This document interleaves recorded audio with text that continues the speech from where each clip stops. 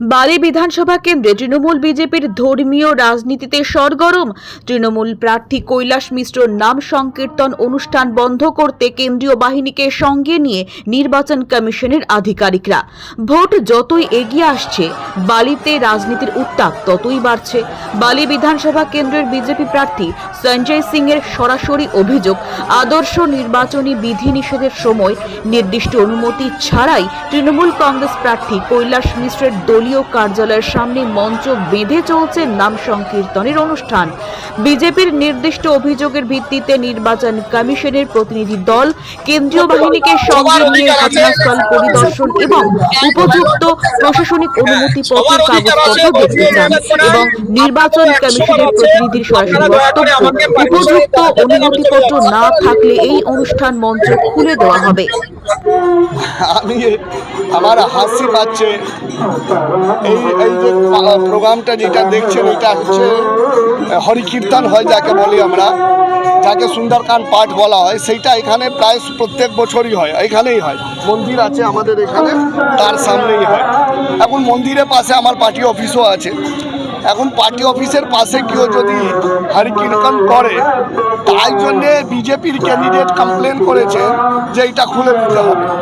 এবং আমাদের ডিএম আরও এরা পুরো গুলাম হয়ে গেছে, গুলাম। আমি বলছি হাওড়া ডিএম, হাওড়া বালি বিধানসভার আরও সমস্ত পুলিশকে চমকাচ্ছে।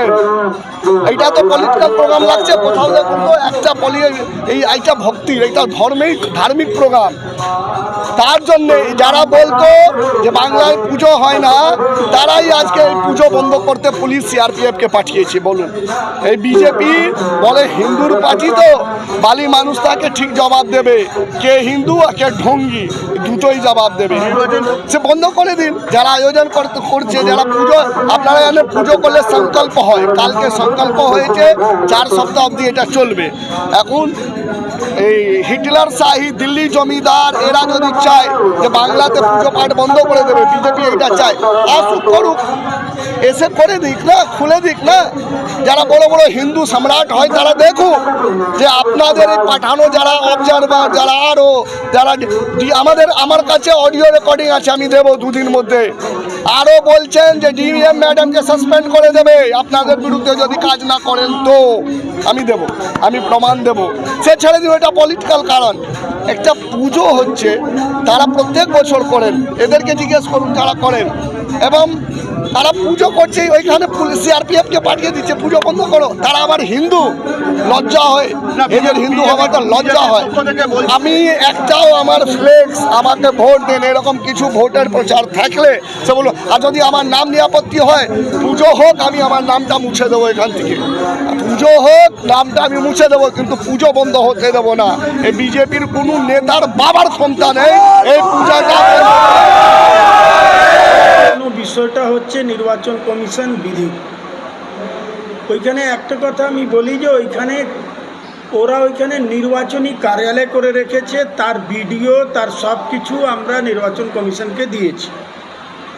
ওইখানে পাকা কনস্ট্রাকশন আর বাম্বুর কনস্ট্রাকশন দুটোই করে পুরো রেলওয়ের জমি দখল করে এআইটিসির নির্বাচন কার্যালয় চলছিল।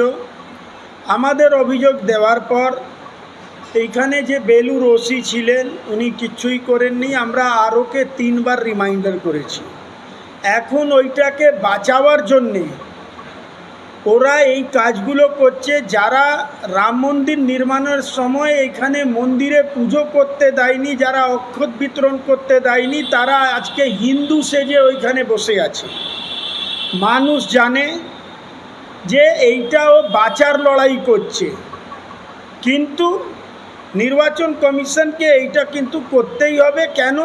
যে নির্বাচন কমিশন যদি আমাদের পতাকা, আমাদের ব্যানার খুলে দিচ্ছে, আমাদের বিরুদ্ধে কিছু হলে তারা কাজ করছে, তাহলে অন্য দলের এগেনস্টে করবে না কেন? ও হচ্ছে একটা নামাজি হিন্দু। কিছুদিন আগেও আমরা দেখেছি টুপি পরে, নামাজ পড়ে, ও সব কিছু পারে। এইবার তৃণমূল এখানে সব কিছু পারে। এখন ওরা হিন্দু সেজে বসে আছে, কিন্তু মানুষ, এদের পশ্চিমবাংলার মানুষ, বালির মানুষ এদের চরিত্রটা কিন্তু জানেন।